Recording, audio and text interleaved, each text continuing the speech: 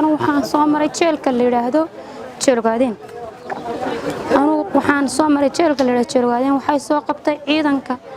nayu booliska ku magacaaban ay soo dirsatay Itoobiya anigu umul baan markaa 3 habeen umul shacabna waana qof ururkoona liftal qabad kulana maanahay ururkoona lif baad la shaqeysana waa la soo qabtay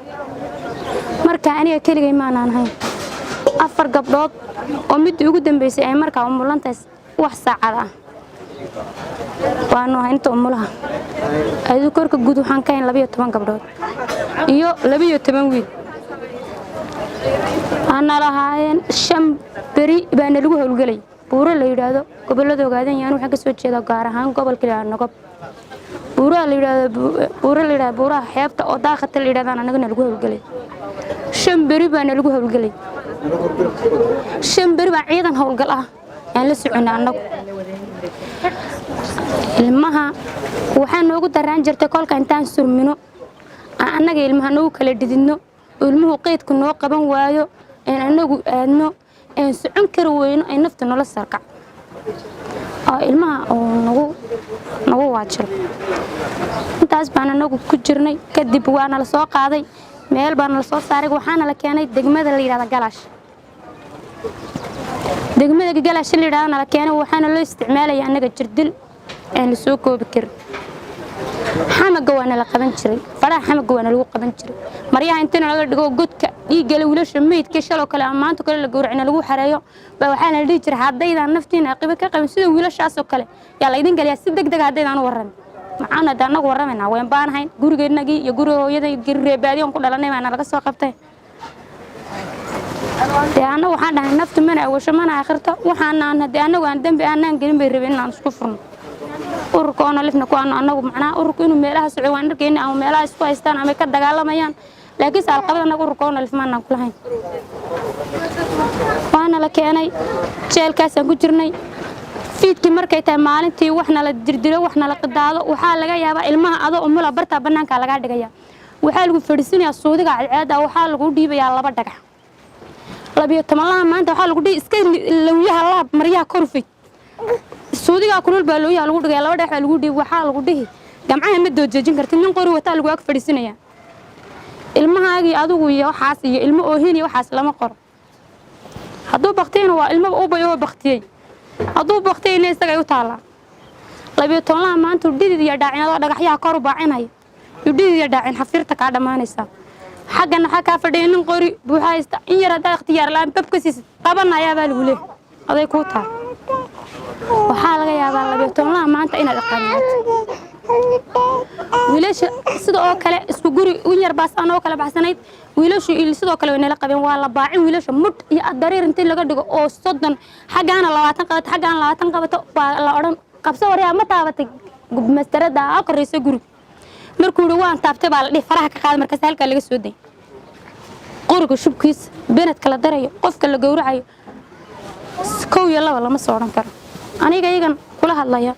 waxaan mulanaa markaa muddo yar 40 kamaana bixin waa la qaaday waxa la dhahay sheek nimankan ururkan agtiina dagaal ka dhacay meel agtanada uu dagaal ka dhacay reerka dushiisa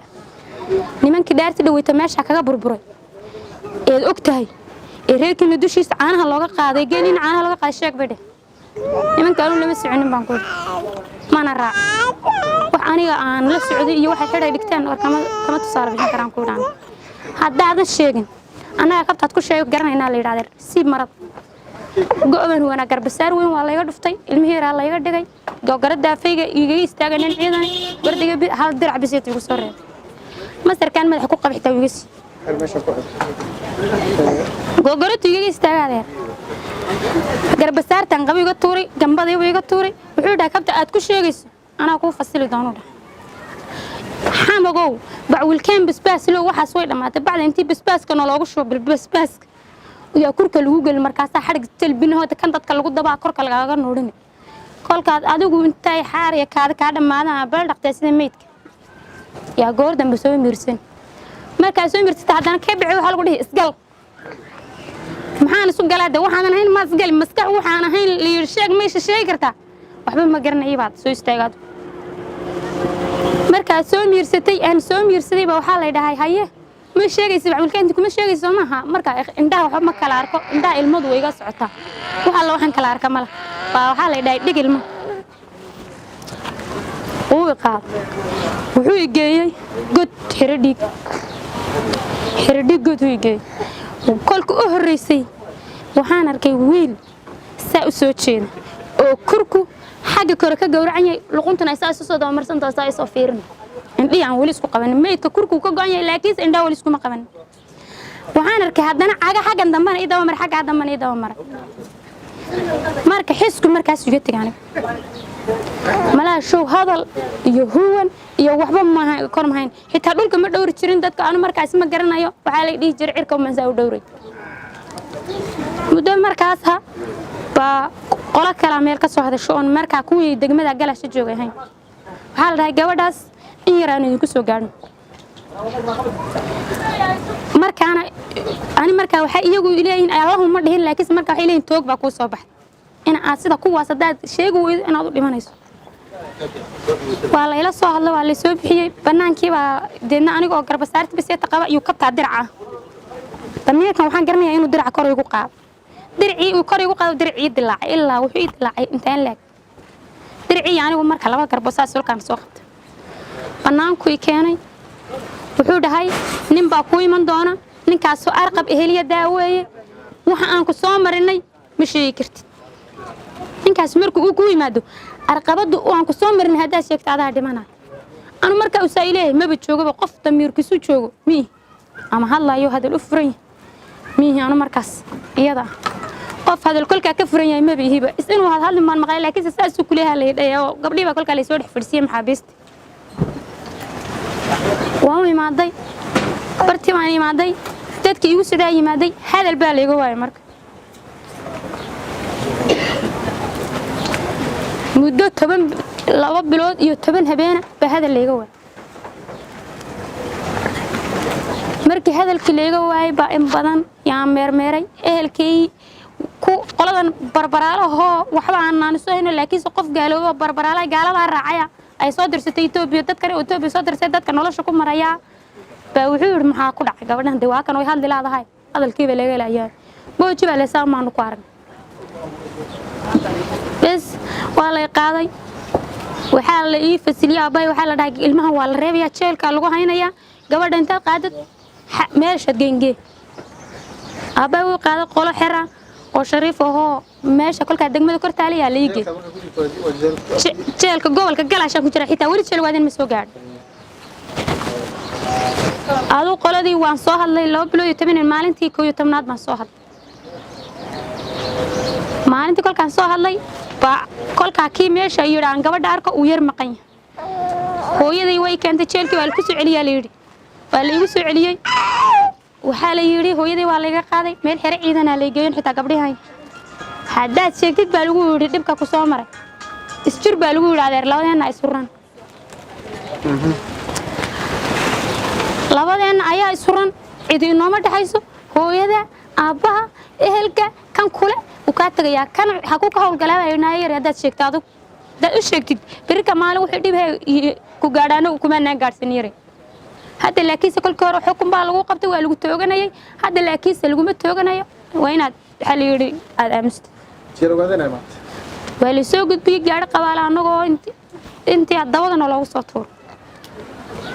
waa la wareystay uu yimaado adeer maxaa ku qabsaday wax baandha waayo qofkan gaalka oo mule aamiya waxbaan ku dhax waa maalintii dambe baan la soo gudbiyay maalintii markii la soo gudbiyay baa waxaana la keenay jeelka la dhaho jeelka meel asluubta la dhahaana la keenay asluubta markiina la keenay baa waxaan fiidkii baa anagu caruurtii noo hurrudo aniga iyo gabadh markii dambe jirdilka ku dhiman doonto oo walaashay ah hooyaday daadi ka yareeday dhashay baa waxaana la yiri labadiina gabdhaha la mid ma tidin ka soo dhax kac caruurtana dhiga totalis waan dhigin caruurta waxaana la geeyay ceelka la dhaho gidibkana la geeyay maryahana laga dhigay hal buumahana lagu reeb farta faryarada leeyahay laga xidhay biyihii baan lagu ritay أنا مركا حسبك مركو نقطة عندها كعمني إنسان كعمني إن أف كعمني وربع سنتي بين السوب هي مرض بطة بيه بين الجور ذا جدك وقربو ضدك الجوكسين يسوعيلا مال كستاد مركا بيها إلا دقة وانك درجنا عنه ما هذا كرر مركز أنا هاي مركز ده من ملي وأنا ماني ماشي ونقص بحيان سون كرر كنت استو يعرف كانوا لوجو دكتور مرك بيه بين الجسور رقص marka gabadha dhimatay degtan rabaaxada laga dhuftay degtaas u dilaa qanjidhada suunkii ay ku wadeen bay waxay soo rogtay dhiig haleela suunkii ay soo wadeen baa waxay soo rogtay gabadhii dhiig haleela ana jirdilkii hor iyo biyihii iyo humaajiga baa isqoomay dhiig haleela walaashayalka ku soo rogtay biyihii halkii baa anagana laga soo rogay halkii baa haddana aroortii dambe iyo jalwadeena loogu gudbiyey waxaan ku jiray muddo 3 sano jalwadeen iyadoo ay ku dhimatay gabadhii walaashay ee sida jeelka oo jirdilka u dhimatay oo dhiig xag hore xag dambe ka bitay waxaan ku wada hayn jiray anakii umusha aan ku ahaa iyo kayad umusha ku ahay qaab waxa ay maalinta igu fasal maxay maalinta walaashay min nafbax ee meedkii kolkaan afka saa u qabtay ana afka sida meedku waa walaashay ay